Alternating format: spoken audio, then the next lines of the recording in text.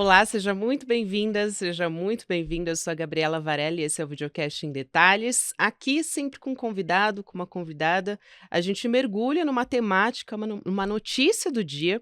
Hoje eu estou aqui com o nosso parceiro, cientista político Josi Misael, parceiro aqui do ICL, para falar sobre a PEC que pode anistiar multas de partidos que não preencherem a cota, né? Preencheram a cota mínima de mulheres e também diz respeito a repasses para candidatos negros. Misael, é um prazer ter você aqui. Muito obrigada por aceitar nosso convite. Sua primeira vez aqui no Em Detalhes, né?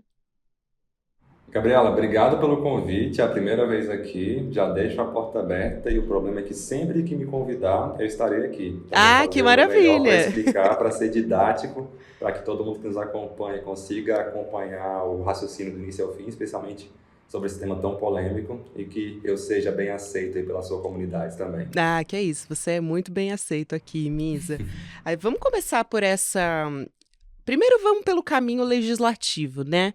A partir de agora, o que a gente pode esperar, né? Essa proposta ela já foi aprovada na CCJ da Câmara em maio, salvo engano, e a gente tem até o dia 6 de outubro para ter a promulgação disso? Vamos lá, sua pergunta é bem legal e é importante a gente entender um pouco desse caminho legislativo, Gabi, porque ele dá para a gente uma ideia de time, né? O processo legislativo, ele basicamente compreende as etapas que um projeto de lei ou uma proposta de emenda à Constituição, como é o caso, tem que cumprir até ela chegar na sua fase final e se tornar uma lei efetiva. Nesse caso específico, por se tratar de proposta de emenda à Constituição, e na Câmara dos Deputados, ela tem um caminho que é o seguinte: o primeiro lugar que vai analisar é a Comissão de Constituição, Justiça e Cidadania, a famosa CCJC. Lá se avalia, Gabi, os aspectos constitucionais. O que isso quer dizer? Essa proposta que está sendo colocada em votação, ela, de alguma forma, impacta nas cláusulas pétreas, que são aquelas cláusulas mais fundamentais da Constituição. Por exemplo, o Estado Federativo, por exemplo, o voto direto, secreto e universal, por exemplo, direitos e garantias individuais. Então, o que os deputados analisam nessa primeira comissão é: a PEC impacta essas cláusulas pétreas? Se sim, eles têm que votar pela rejeição. Se não, eles permitem que a PEC seja analisada em um segundo colegiado. E é nesse segundo colegiado, é para onde ela está indo agora, chamada de comissão especial. Lá se analisa o mérito. E o que quer dizer isso? O mérito diz respeito ao conteúdo da proposta propriamente dito. Ou seja, como que nós vamos escrever um texto para garantir que o resultado dele seja atendido. Chegando nessa fase aqui e sendo aprovado também nessa comissão especial, aí sim ela segue ao plenário, onde ela tem que ser votada por pelo menos 3/5 dos votos dos deputados, em 2 turnos de votação. E aí parece que passou muita coisa, você pergunta, tá, votou na Câmara, acabou? Não, porque ainda tem o Senado Federal. E no Senado Federal ela vai passar de novo pela CCJ do Senado e lá não tem a comissão especial. Então ela passa na Comissão de Constituição e Justiça do Senado e, por fim, no plenário. Percebe que tem um espaço de atuação muito grande para acontecer, para que efetivamente a gente tenha uma emenda constitucional, que é uma alteração no nosso principal pilar jurídico. O que eu quero dizer aqui, Gabi, que ao longo do nosso período atual republicano, desde 88 para cá, nós já tivemos 129 emendas constitucionais promulgadas, que cumpriram todas essas etapas. E elas cumprem essas etapas, Gabi, em um prazo ali estimado de 3 anos e meio a 4 anos de tramitação, seguindo todo esse rito que eu acabei de explicar aqui. O que me parece agora que a pressa dos deputados e senadores para conseguir viabilizar a aprovação até a primeira semana do mês que vem é um problema para os parlamentares. Por quê? Porque a lei eleitoral diz que a implementação de qualquer norma, na verdade, que venha impactar a eleição, ela sofre um princípio da anualidade. Ou seja, a lei para valer nas eleições do ano que vem, ela tem que ser aprovada com pelo menos um período de 1 ano. Então, por isso a data de 6 de outubro. Ou seja, as leis eleitorais precisam ser aprovadas até o dia 5 e sancionada e promulgada, para que ela efetivamente tenha validade na próxima eleição. Então tem muita coisa para acontecer, tanto na Câmara quanto no Senado, para que essa emenda constitucional seja realmente válida para as eleições do ano que vem. Não me parece que é esse o caminho que vai ter agora. Precisaria mudar muito o cenário político em poucas horas, em poucos dias, mas acima de tudo, é uma proposta perversa por tudo que ela apresenta em seu mérito.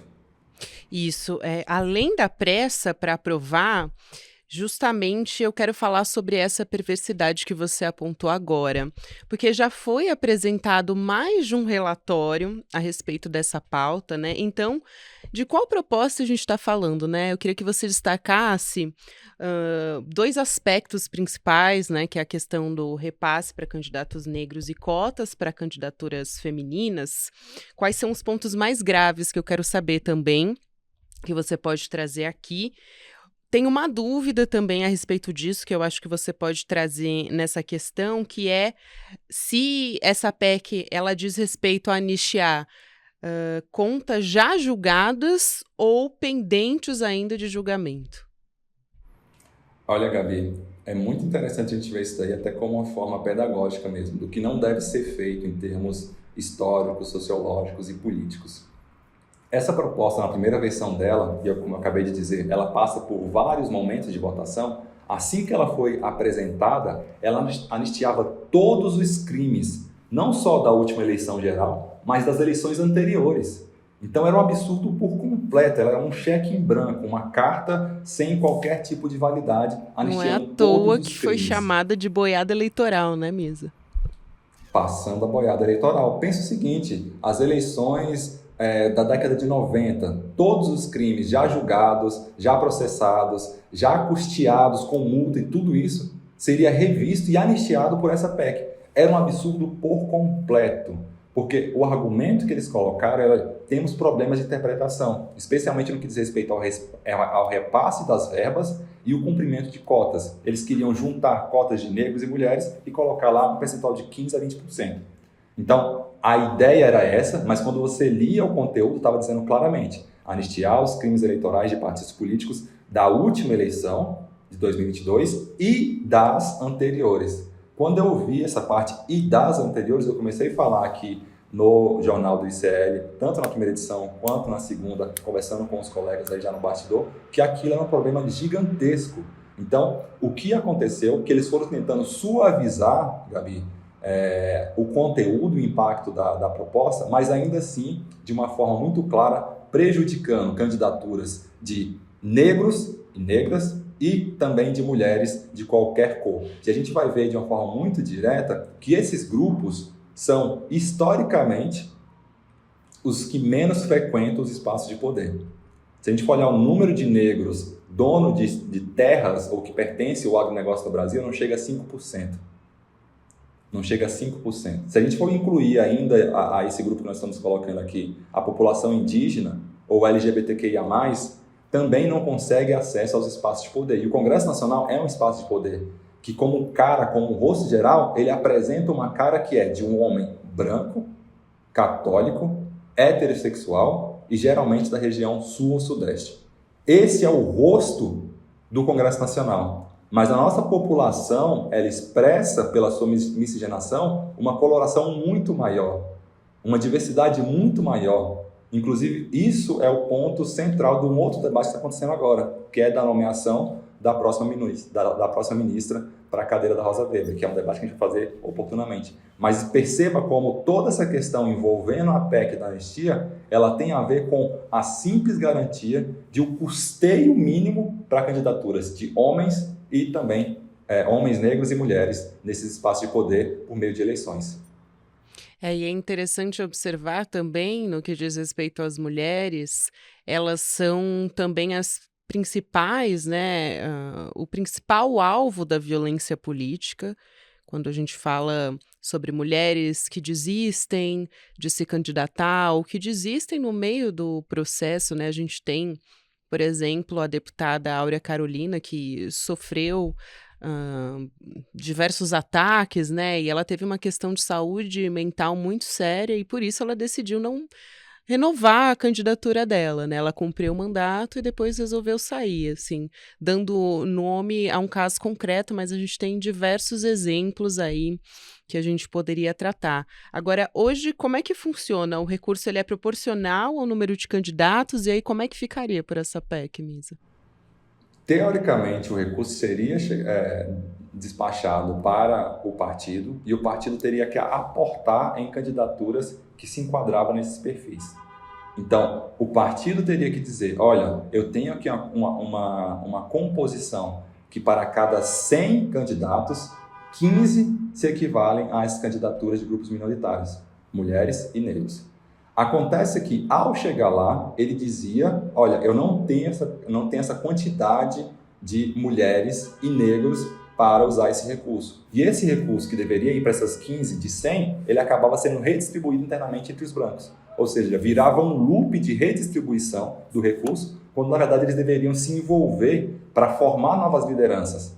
É muito importante, Gabi, que a gente tenha isso daqui em mente, de que os líderes partidários se envolvam e busquem formar novas lideranças. O Brasil passa um momento agora em que várias lideranças sindicais, associativas, estudantis foram abortados do processo de poder por conta de uma série de eventos, julgamentos e processos envolvendo a corrupção. Então, se os partidos não forem às escolas, não forem buscar líderes associativos, sindicais, dentro do terceiro setor, para formar esse novo líder, para disputar uma eleição na sequência, inclusive buscando para cumprir essas cotas, ele não vai, ali na frente, ter como usar esse recurso.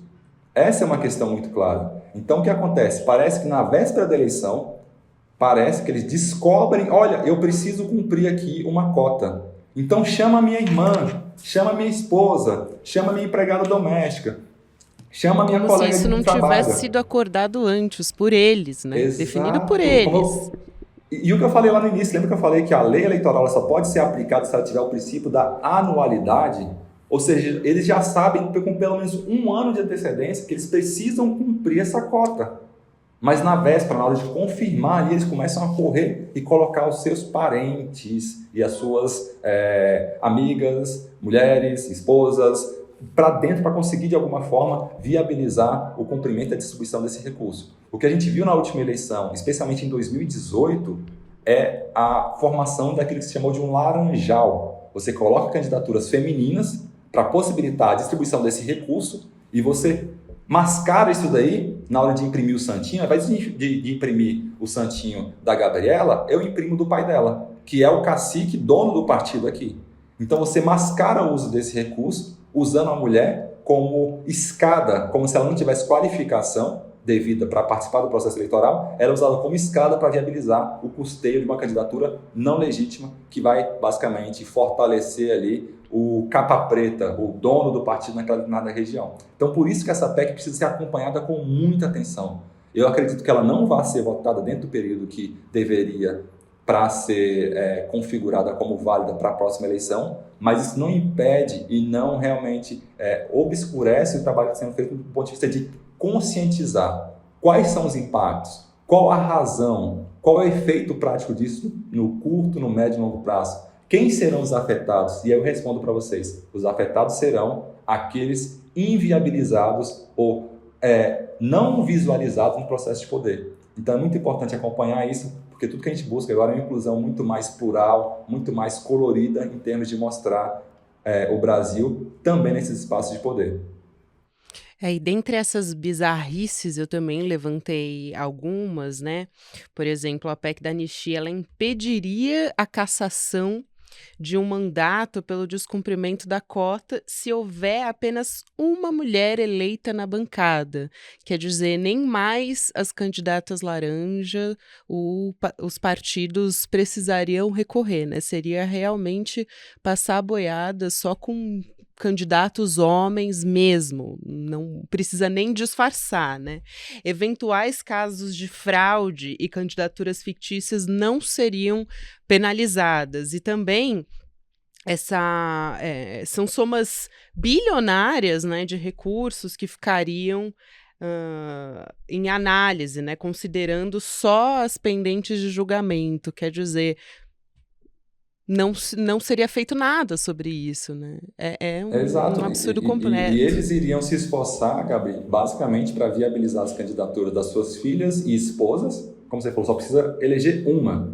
Eu tenho a necessidade de colocar 15% dos candidatos em cada posição proporcional. Mas eu preciso eleger uma. Qual vai ser essa uma?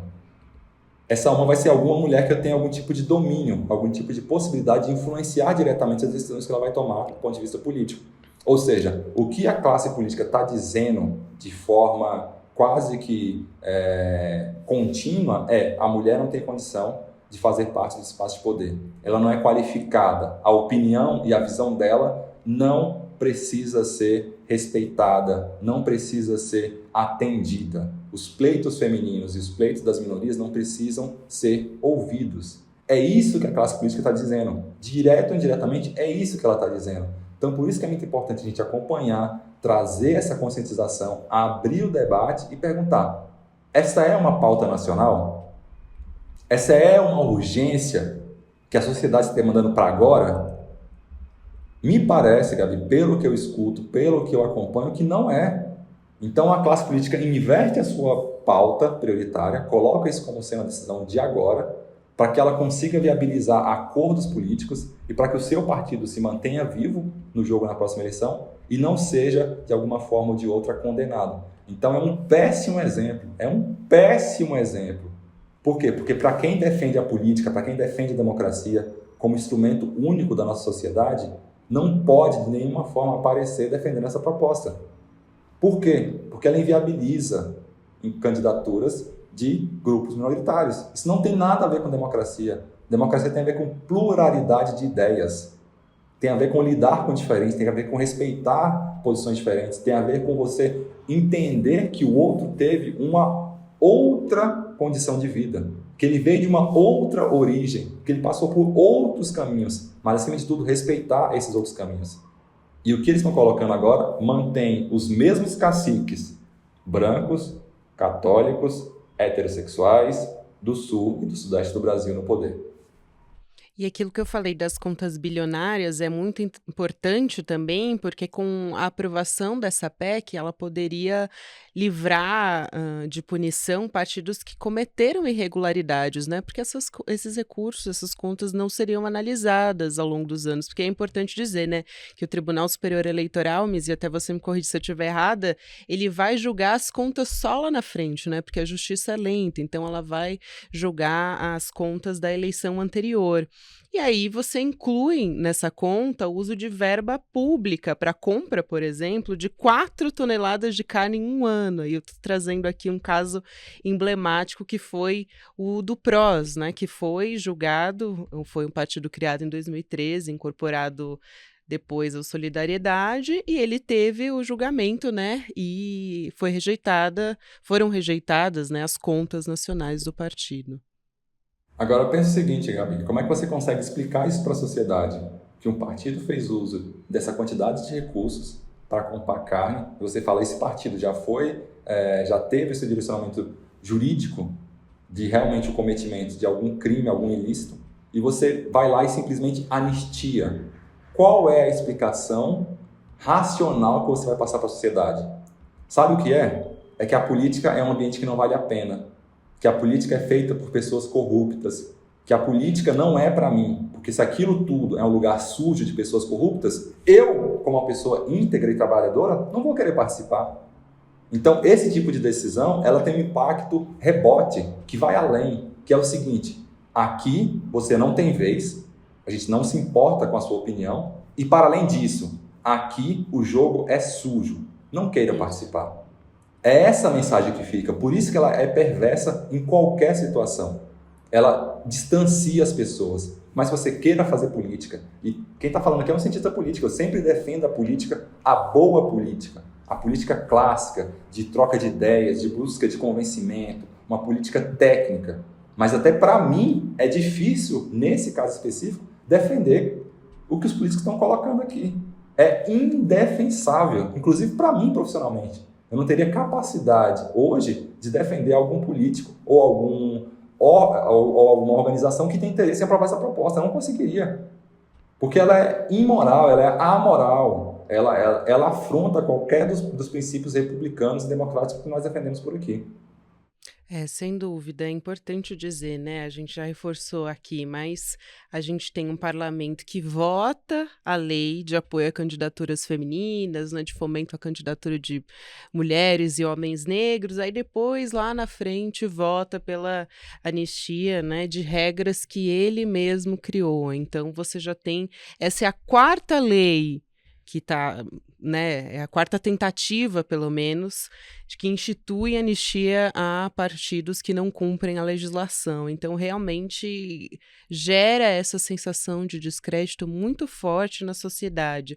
E aí eu pergunto, nessa linha, o que pode ser feito para exercer pressão e, de repente, até conseguir barrar essa pauta? É a pressão da sociedade? É junto a partidos políticos? Moções de repúdio funcionam? Pressão dentro dos partidos? Essas mulheres,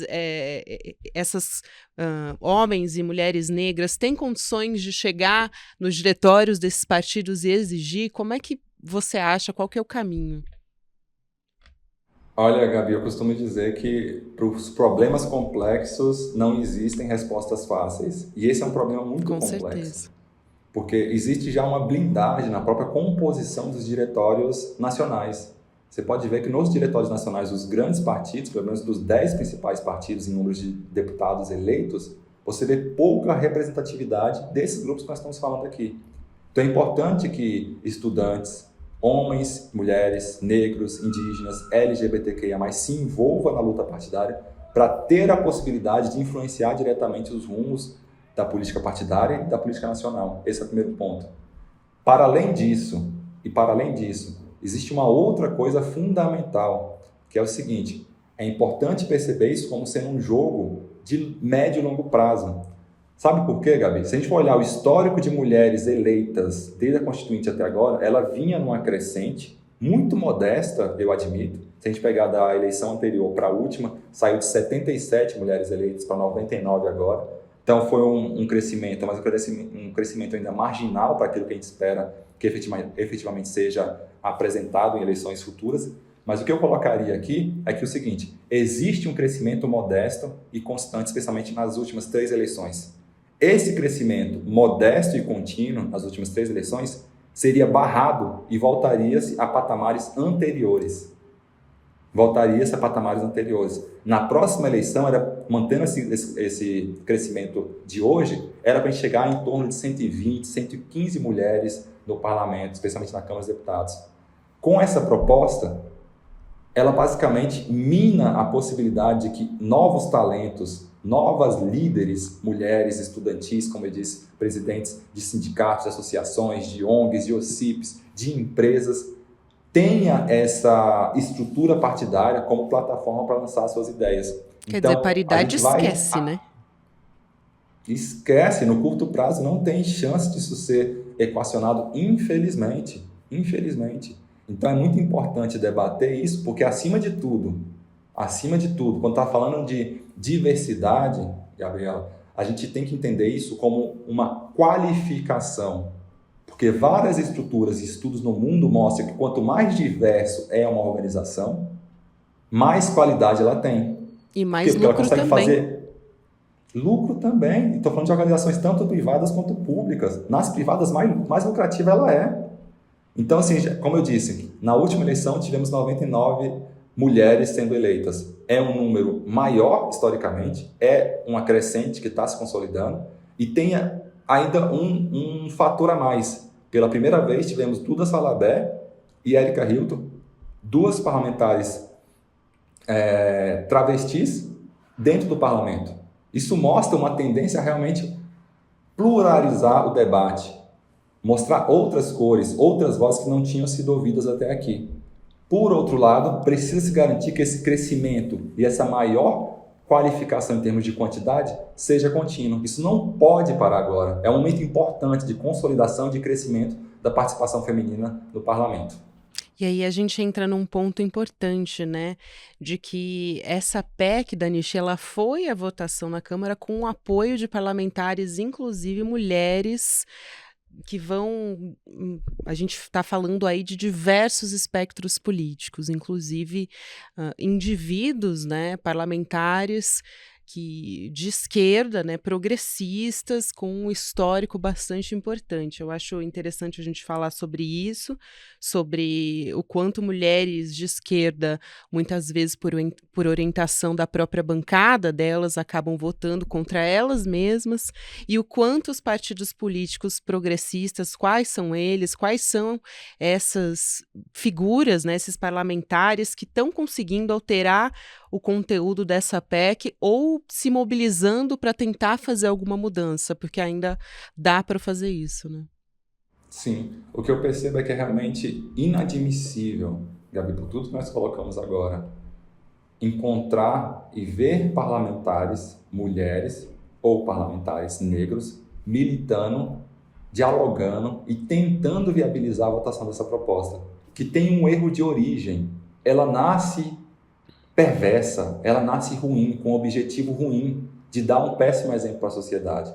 Então, quando a gente olha para você apresentar uma proposta de emenda à Constituição, existem os requisitos formais, que é a quantidade mínima de assinatura, tem que ter pelo menos 171 assinaturas. E você vai olhar as assinaturas lá, tem parlamentares com uma vida e uma trajetória com mais de 30 anos de militância em torno de candidaturas de mulheres, em torno de candidaturas de causas dos povos negros, dos povos LGBTQIA+, e participando desse processo de assinatura, dando a sua digital ali. Isso é muito ruim. Eu não sei se eles perceberam o que efetivamente fizeram ou por quais motivações fizeram, mas estão deixando uma digital na história. Olha, eu concordo com isso e eu quero que isso seja aprovado. Por mais que algumas, depois de uma pressão ampla que veio da sociedade, começaram a retirar a assinatura. Mas do ponto de vista prático, Gabriela, isso não significou nada, porque a proposta continua tramitando. Então, assim, a minha orientação é cuidado, mulheres. Uma vez que você está no espaço de poder, que você conquistou um espaço, use a sua voz, vote pelas suas próprias ideias, não se submeta à pressão política partidária de ninguém. De ninguém. Você foi eleita tanto quanto qualquer outro parlamentar aí. Não abaixe a cabeça para fazer gracinha ou para abrir negociação com o seu líder partidário. Você vai deixar sua digital na história como alguém que prestou péssimos serviços para grupos que você defendeu por 30 anos, por 20 anos. Então, muito cuidado para não ser usada. Muito cuidado para não ser usada nesse momento tão importante aqui de construção de uma reflexão maior sobre pluralidade, sobre representatividade. E aí, para fechar, eu quero trazer 2 pontos importantes, porque o Novo e o PSOL também foram os únicos partidos que orientaram as bancadas a votar contra. E a gente tem uma ação da deputada Sâmia Bonfim. Ela acionou o STF, entrou com um mandado de segurança, e a rede, junto com outras entidades, como a Educafro, entraram também com uma ação direta de inconstitucionalidade. Tem chance, então, dessa proposta ser barrada por inconstitucionalidade, na sua avaliação, dela ser derrubada durante esse processo, antes ainda da gente chegar a um consenso no legislativo? Eu acho pouco provável que a ação direta de inconstitucionalidade tenha efetividade, Gabriela. Vou explicar por quê. Porque uma ação direta de inconstitucionalidade ela tem que questionar um ato jurídico já publicado, já validado. E como a proposta ainda está em tramitação, na minha interpretação, o que os ministros vão apontar é, olha, isso daí é uma matéria que está em tramitação, é uma matéria interna corporis, ou seja, é uma matéria que diz respeito à parte interna da Câmara dos Deputados e do Senado Federal. No momento oportuno em que isso vier a ser promulgado, e torço para que não venha, aí sim o Judiciário pode se envolver para efetivamente avaliar se essas cláusulas que estão sendo colocadas na Constituição devem ser válidas ou não. Por outro lado, o que pode ser feito? Acho que ações populares e trazer clareza sobre isso, como está sendo feito aqui agora, não em detalhes. Olha, pessoal, essa matéria está em tramitação, isso vai impactar você, sua vida, seus filhos, as próximas gerações. Você tem interesse em saber mais? Ok, estamos à disposição, estamos aqui apresentando para você o impacto. Mande mensagem para o seu deputado, questione ele nas redes sociais, vá atrás, manda um ofício, agrupe as suas forças ali em torno do seu sindicato, da sua associação, da sua empresa, se posicione contra isso. Então é importante que os grupos organizados, na sociedade civil organizada, como é conceitualmente conhecido, trabalhe em torno de pressionar ativamente os parlamentares, deputados e senadores, pela não votação dessa matéria. Essa proposta não tem nada a agregar no debate atual e vai ser um passo atrás gigantesco no que diz respeito a ampliar, a melhorar a qualificação da nossa representatividade. É isso, Jorge Misael, que é cientista político, um grande parceiro nosso aqui do ICL. Foi um prazer, Misael, conversar com você aqui no Em Detalhes. Fico muito feliz que você tenha aceitado o convite. E eu continuo acompanhando, né? A nossa audiência também pode acompanhar você na nossa programação ao vivo do ICL Notícias, trazendo as novidades sobre esse caso, né? Porque a partir de agora a gente vai ter muita coisa acontecendo. Obrigado, Gabriela, pelo convite. Como eu disse, se me chamar, eu volto. Então só depende de você, dos diretores e da nossa audiência. Obrigado pelo convite. Já fica o convite. Um beijo, Misa. Até a próxima. Beijo. Tchau, tchau. O Videocast em Detalhes fica por aqui. O próximo episódio vai ao ar às 10h30 da manhã, ao vivo no YouTube, por onde você acompanha toda a programação do ICL Notícia, nos canais Eduardo Moreira e Instituto Conhecimento Liberta, sempre de segunda a sexta-feira. E você também pode acompanhar o Em Detalhes nas plataformas de áudio. O episódio já fica disponível a partir das 6 horas da manhã. Você que acorda cedo já pode ficar muito bem informado e se aprofundar nos assuntos mais importantes do nosso Brasil e também do mundo. E para você que acompanha essa transmissão ao vivo no YouTube, agora você fica com o videocast Mercado e Investimentos, com André Campedelli e Débora Maganha, e às 6 horas da noite com o ICL Notícias, segunda edição. Até a próxima.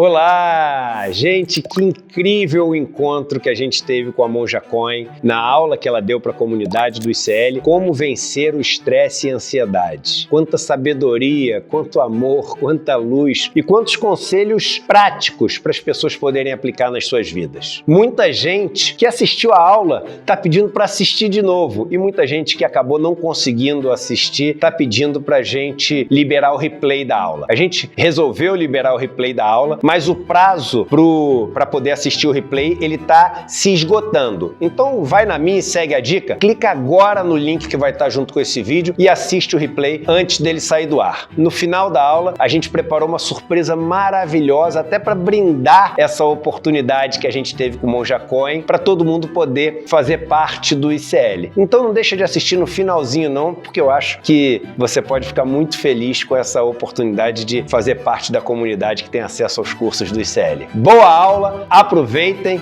e usem esses ensinamentos para a gente fazer um mundo melhor.